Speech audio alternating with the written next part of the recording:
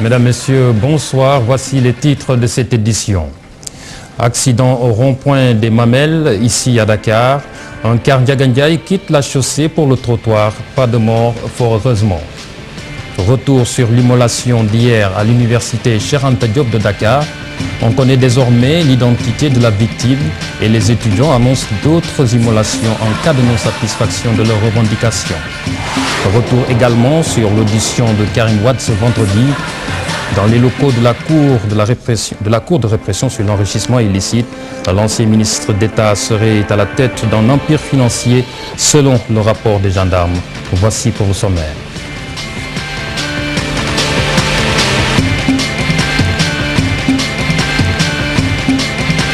Bienvenue à tous, je vous le disais, accident au rond-point des Mamelles à Dakar.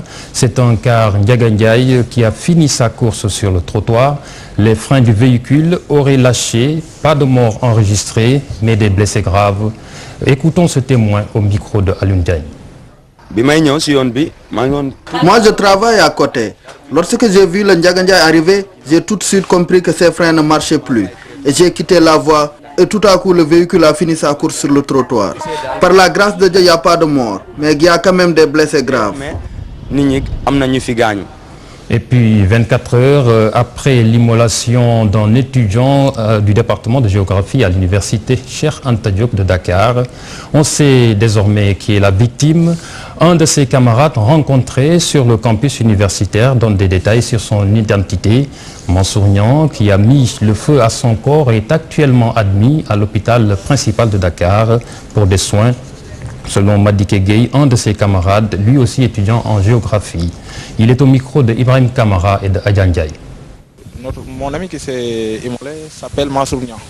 Il est étudiant en licence 3 du département de géographie de l'université Cheikh Anta Diop de Dakar. Donc il s'est immolé pour... il a 27 ans. Donc il a 27 ans. Donc il est en licence 3 géographie. Il s'est immolé pour des raisons qui sont collectives du moins. Parce que, comme vous le savez, depuis pratiquement des semaines, les étudiants de la L3 du département de géographie sont entrés en grève. Parce qu'ils veulent s'inscrire en Master 1. Et l'administration ne leur a pas accordé une faveur par rapport à cela. Non, nous n'avons pas encore eu l'occasion de le voir. Nous nous sommes rendus sur les lieux, mais on nous a encore refusé l'accès. Oui. J'ai parlé avec lui au téléphone, il me rassure, mais en tout cas, ce qu'on peut dire en est que son état est critique. Attendons-nous à d'autres immolations, parce que les autorités universitaires ne prennent pas en considération les revendications des étudiants. Retour sur l'audition de Karim Wade ce vendredi dans les locaux de la Cour de répression sur l'enrichissement illicite. Le fils de l'ancien président du Sénégal, Abdoulaye Wade, serait l'auteur d'un empire financier.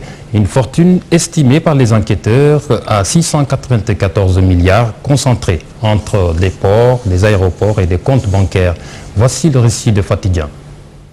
Sa mise en demeure reçue, Karim Wade a un mois pour apporter des justifications sur les biens supposés lui appartenir. Son patrimoine est évalué à 694 milliards de francs CFA. Sur la longue liste des biens du fils de l'ancien chef de l'État du Sénégal, figure en bonne place un parc automobile de véhicules de luxe. On peut citer entre autres une Porsche Cayenne, une BMW série 5, entre autres. La société DP World Dakar serait également une propriété de Karim Wade. C'est une filiale d'une société dénommée DP World Sénégal Limited, installée dans les îles Vierges britanniques. Le patrimoine du leader de la génération du concret serait riche de plusieurs sociétés qu'il aurait financées. On peut citer Istar Capital, Istar Immobilier, Atlantic Handling. D'ailleurs, des sources proches de l'enquête avancent que le chauffeur de Karim Wade suivrait ces sociétés. Des mouvements financiers de l'ordre de 910 millions de francs CFA ont été également découverts. Cette importante somme d'argent a été versée en espèces dans les comptes de Karim Wade ouverts à la CBAO et à la SGBS durant les 12 dernières années. Les mêmes sources révèlent que des mouvements jugés suspects dans les comptes de l'ancien ministre logé à Monte-Carlo, à Monaco. Les derniers mouvements financiers notés dans les comptes de Karim Wade remontent à 2007. Il s'agit de deux versements estimés chacun à 1,5 milliard de francs CFA. Ces sommes seraient versées à partir d'une banque située à Saint-Hélier, à Channel Island, considérée comme un paradis fiscal. La modernisation de l'agriculture au Sénégal, un impératif pour accroître la croissance économique, c'est aussi dans les priorités du gouvernement sénégalais. Et toutes les couches de la société sénégalaise y sont conviées. Le MEDES, le mouvement des entreprises du Sénégal, a décidé de participer à cette modernisation. Le mouvement était en assemblée générale suivi d'assises économiques ce matin. Suivons ce reportage de Fatou Bintou Conté et Mardian. L'agriculture au Sénégal est constituée pour l'essentiel d'exploitation familiale. Les moyens utilisés restent jusque-là rudimentaires, occasionnant une faible production, ce qui amène à dire que sa modernisation s'impose. La perception que nous avons de l'agriculture au Sénégal, c'est une agriculture plutôt paysanne, alors qu'aujourd'hui la modernisation est là. Lorsque nous avons la chance de beaucoup voyager, lorsqu'on observe les autres agriculteurs des pays développés, on se rend compte qu'il y a un fossé entre notre agriculture et celle donc des pays développés. Pour moderniser l'agriculture, il faut aménager d'abord, ça c'est la base, faire des aménagements hydro-agricoles structurants et demander au secteur privé de compléter en venant mettre en valeur ce qui est aménagé.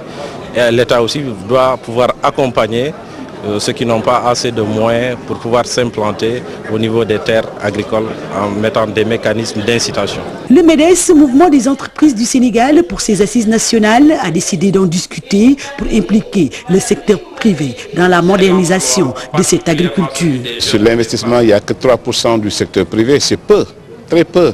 Et nous avons décidé, nous, de porter cela à bras de corps pour inciter les entrepreneurs à investir davantage sur le secteur agricole parce qu'effectivement, on a tendance à investir beaucoup plus dans l'industrie, dans les services et autres, et que l'agriculture, comme je l'ai dit tantôt, était perçue comme un secteur géré par les paysans et autres, alors qu'aujourd'hui, le monde va tellement vite, on a des possibilités d'exportation, on a des possibilités d'investir dans l'agriculture, créer de la valeur ajoutée, contribuer à créer des emplois, fixer les jeunes ruraux justement dans leur fief. De toutes les façons, il urge de trouver des solutions idoines pour l'agriculture au Sénégal, qui demeure confrontée à des difficultés liées à la faiblesse de la productivité et à une paupérisation du monde rural de plus en plus importante.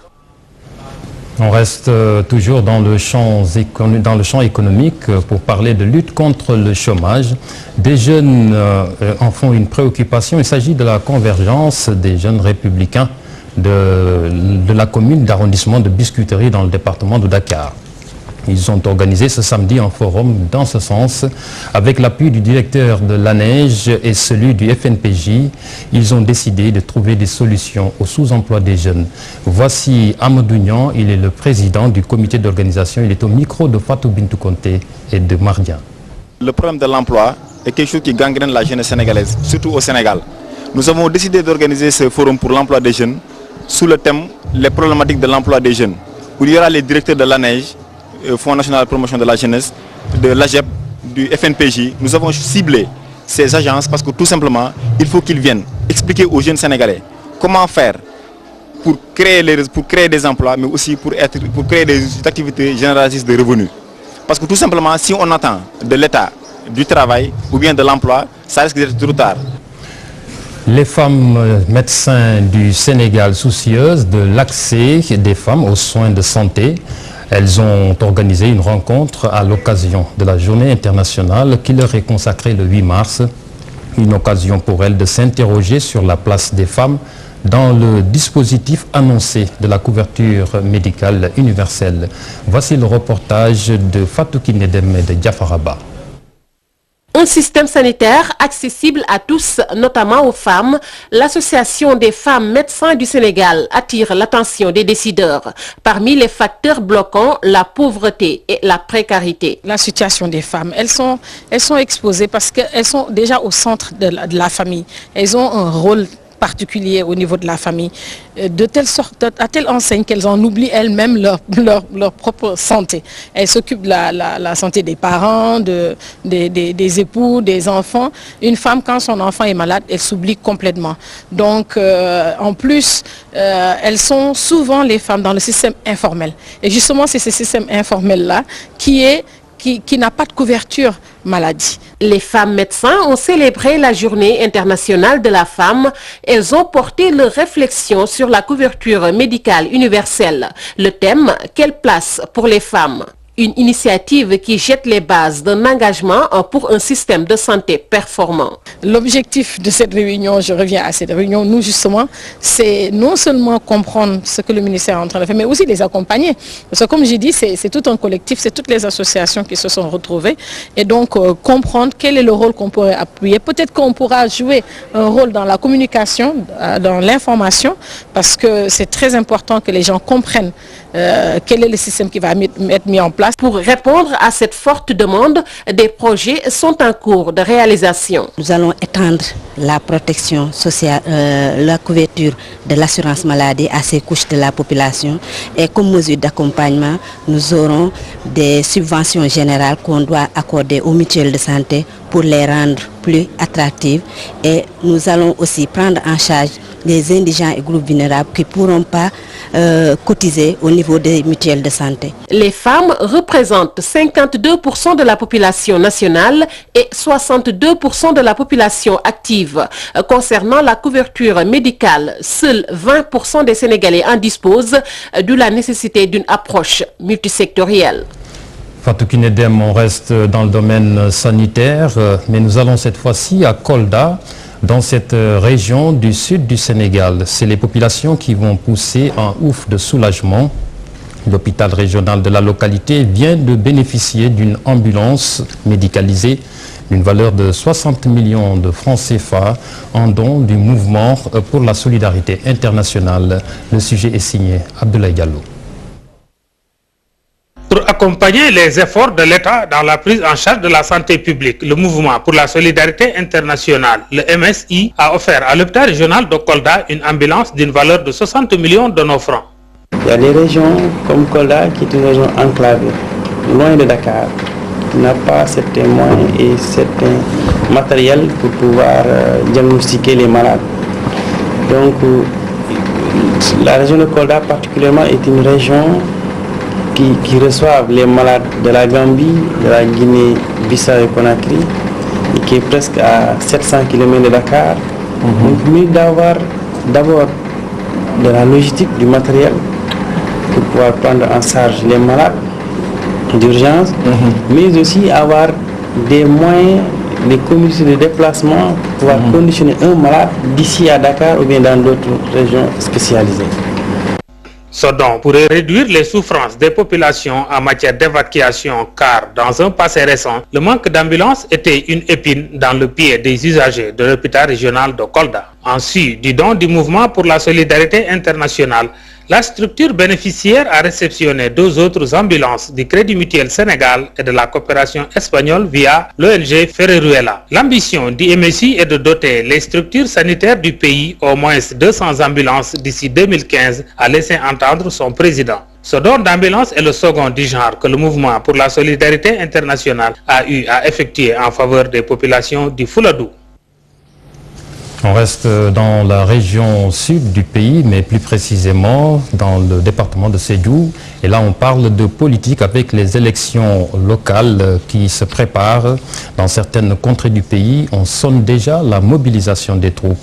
C'est le cas à Goudomp, dans la région de Sédhiou. Dans cette partie du sud, c'est le PDS qui contrôle l'ensemble des collectivités locales.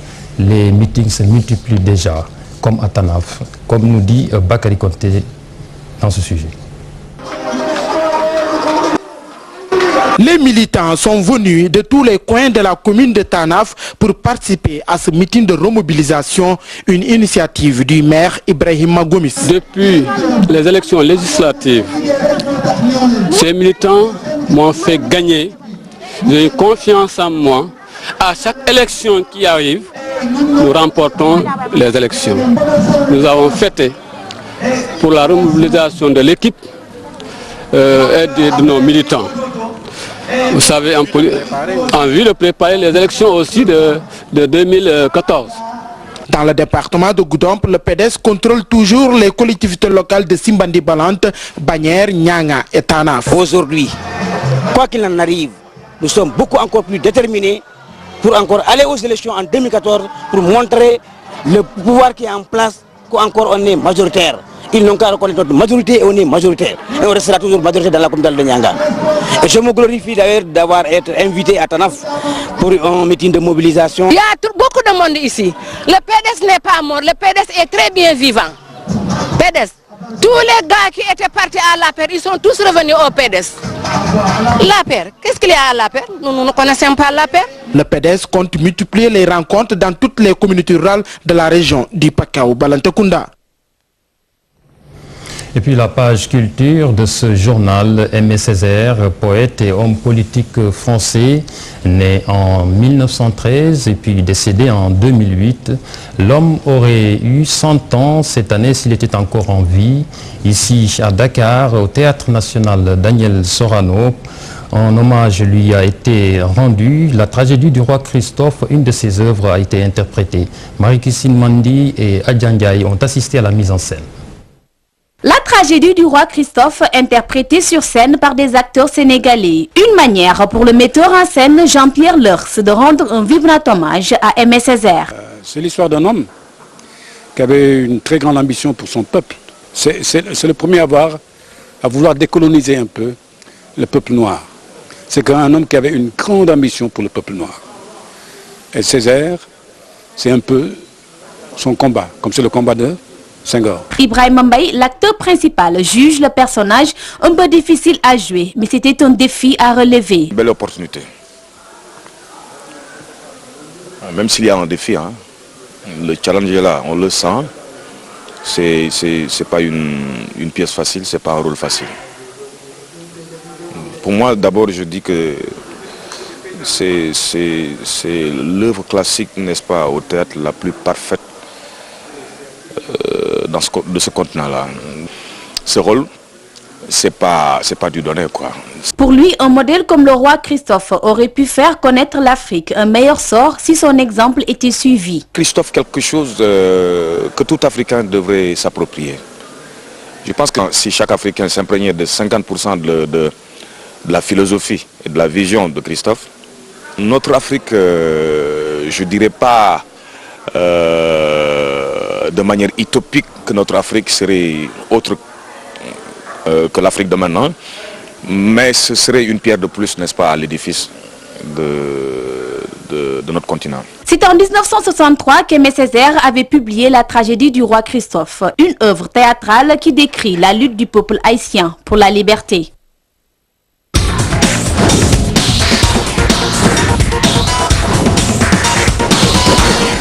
Et puis le sport à présent, le derby de la banlieue n'a pas connu de vainqueur. Comprenez qu'on parle de football et là nous accueillons Papa Blaider. Bonsoir. Bonsoir Daniel. Comme vous l'avez si bien dit, pas de vainqueur entre Guédiawaye Football Club et l'AS Pikine cet après-midi au stade Amadou Barry de Guédiawaye. Un partout entre ces deux formations. Notez également Olympique de Ngor, AS Niary Tally. 1-0 pour le club du village traditionnel Lébou, 1-0 donc pour les Ngorois. Cette 10e journée a débuté hier, vendredi, avec la victoire du Port, 4-0 devant Touré Kunda de Mbour. Et le match nul, un partout entre l'AS Douane et le Dakar Université Club pour cette 10e journée de Ligue 1. Lundi, la suite avec Yogo Linguère de Saint-Louis. Cependant, les matchs Djambar US Ouakam et Djaraf Assur ainsi que Casasport US Gorée sont reportés à des dates ultérieures pour diverses raisons. Et pour le Casasport, c'est parce qu'il y a un 16e de finale aller de la Champions League africaine dès ce dimanche au stade Demba Diop et c'est face au stade malien. 16e de finale aller qu'il faudra bien disputer avec à la clé donc une chance pour conserver quelques chances de qualification lors de la manche retour à Bamako.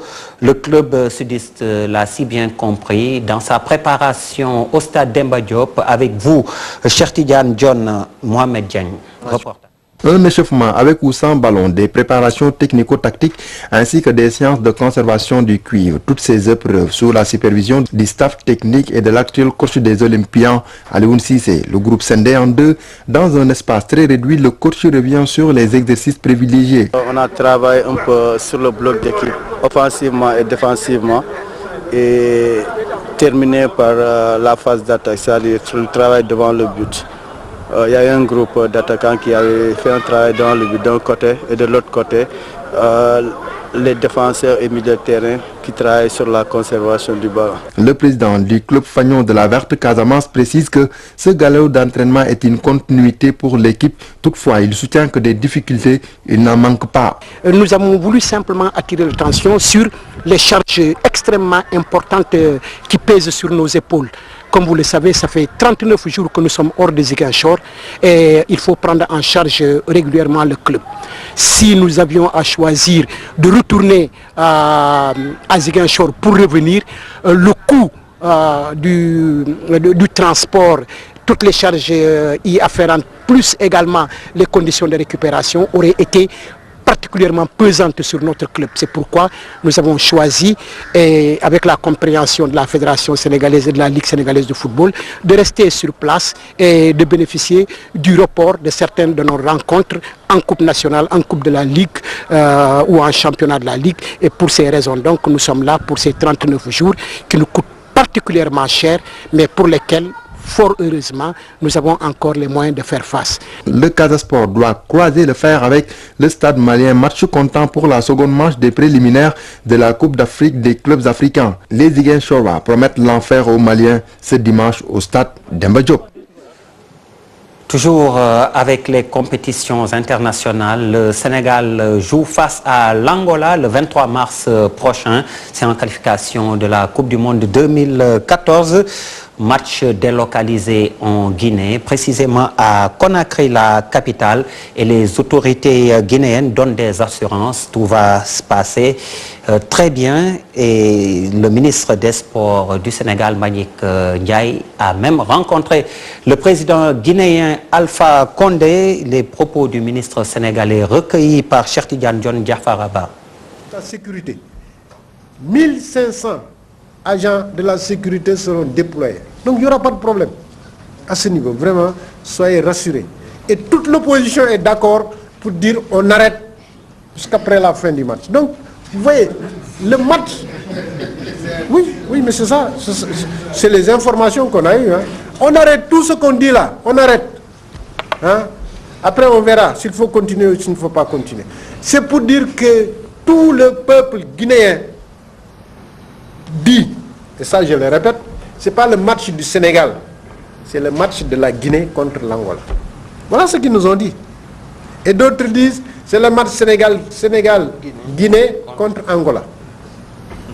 Et tout est mis en œuvre pour qu'ils réussissent le match. Parce qu'une défaite en Guinée, c'est une défaite qui va avoir plus de problèmes, poser plus de problèmes que le match a voulu résoudre. Sport sénégalais li ko njëkk a gàllankoor mooy ñaar benn bi xaalis bi doyul boo xoolee rien que pour nga def compétition internationale yi 4 milliards 100 millions la ñu wax ne loolu la ñu soxla te état bi. Mbagnick Ndiaye, le ministre des Sports du Sénégal, sur le match des Lions face à l'Angola, délocalisé en Guinée, toujours sur le continent africain. La Coupe d'Afrique des Nations des moins de 20 ans, Algérie 2013, débute aujourd'hui avec l'Algérie face au Bénin en match d'ouverture. Le choc de cette première journée, Ghana-Égypte. En Europe, on joue également pour le compte des championnats. En France, en ce moment, environ 65 minutes de jeu pour cette 29e journée. Lille, Evian, Tonon, un partout. Montpellier qui mène devant 3, 1-0, alors que Lorient mène devant Brest 2-0. Sochaux 1, Valenciennes 0. Reims, Rennes, toujours 0 partout. Un peu plus tôt, Bastia a corrigé Lyon. Lyon pourtant deuxième, Bastia 14e, 4-1 pour le club corse. Le match phare de cette journée, ce dimanche, Saint-Étienne reçoit le PSG. Alors qu'en Angleterre, la 30e journée, il y a quelques minutes, Manchester United a augmenté son avance en tête du classement après sa victoire 1-0 devant Reading. C'est parce que le rival et voisin Manchester City a perdu à Everton 2-0 alors qu'Arsenal continue sa remontée en disposant de Swansea 2-0. Défaite de Liverpool à Southampton 3-1. Et puis en Espagne, la 28e journée avec en ce moment même le Real de Madrid qui était mené à la mi-temps 2-1 par le 18e Real Mallorca. Alors au stade de Santiago Bernabéu, le Real de Madrid renverse la tendance en ce moment en menant 4-2 avec Cristiano Ronaldo à la 52e minute qui a égalisé. Et puis Modric et Higuaín qui ont corsé l'addition pour le Real de Madrid. La 26e journée en Allemagne, le Bayern de Munich, dans les dernières minutes, a remporté le match phare de cette journée devant le Bayer Leverkusen, 2-1 pour le club bavarois, alors que le Borussia Dortmund, deuxième au classement, a été sans pitié devant Fribourg, 5-1. En Italie, en ce moment, Bologne-Juventus de Turin, 0 partout après une demi-heure de jeu. La Juventus, leader au classement, Bologne pointe à la 10e place. La 29e journée du Calcio se poursuit ce dimanche. Daniel Diouf, c'était là l'essentiel pour les sports. Merci Pape Abdoulaye Der. Nous en venons à présent au Sénégalais lambda. Il s'agit plutôt d'une Sénégalaise lambda. Son nom c'est Mariam Lam. Elle n'a que 22 ans. Elle a été victime d'un mariage précoce qui l'a conduite à abandonner ses études dès la classe de première alors qu'elle n'avait que 17 ans. Fatima Ba et Youssou Baro signent son portrait. 2007, une année qui restera à jamais gravée dans la mémoire de cette jeune femme. Mariam Lam, âgée d'alors de 17 ans, avait dû abandonner ses études pour un mariage précoce. Les mariages précoces sont des choses qui sont fréquentes aussi au Fouta. J'ai eu un cas dans cette chose. Bon, j'étais mariée. J'avais l'âge de 17 ans. Seulement, après 2 années dans les liens du mariage, Mariam finit par divorcer. En ce moment, son plus grand regret, c'est d'avoir arrêté ses études. J'étais un élève qui avait beaucoup d'objectifs dans ses études. Et bon, c'est pour cela. À ses parents, je leur demande seulement de laisser leurs enfants à apprendre et jusqu'à atteindre leurs objectifs dans leurs études. Aujourd'hui, elle est mère d'un enfant âgé de 2 ans et pour subvenir à ses besoins, Mariam s'est retrouvée dans l'enseignement. Je le regrette parce que ça m'a poussé à faire un boulot que je n'attendais pas. Et puis, bon. C'est-à-dire tu enseignes? Ouais, c'est-à-dire que j'enseigne. Ouais. Mais aussi, d'autre part, je ne le regrette pas. Ouais, parce que Dieu m'a donné un enfant dont peut-être qu'un jour il deviendra quelque chose et qu'il pourra m'aider dans beaucoup de choses. Le mariage précoce et forcé est toujours d'actualité dans le Fouta. Pourtant, en 2006, près de 70 villages situés dans cette partie du Sénégal avaient posé un acte fort pour bannir cette pratique.